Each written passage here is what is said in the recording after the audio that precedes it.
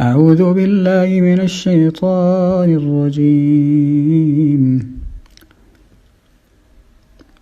قال رب اشرح لي صدري ويسر لي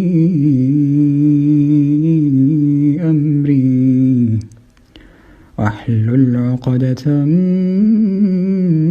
من لساني يفقه قولي واجعل لي وزيرا من أهلي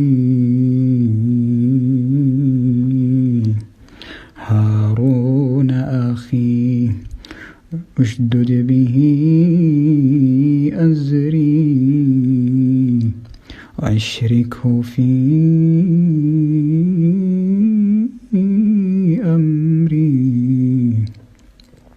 كي نسبحك كثيرا ونذكرك كثيرا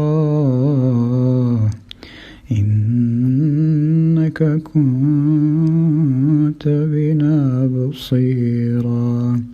قال قد أوتيت سؤلك يا موسى ولقد مننا عليك مرة أخرى إذ أوحينا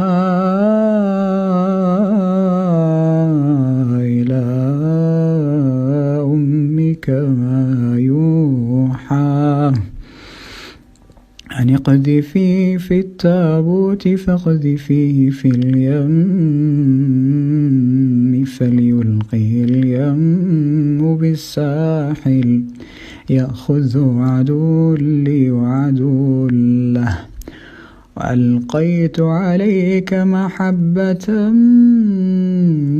مني ولتصنع على عيني.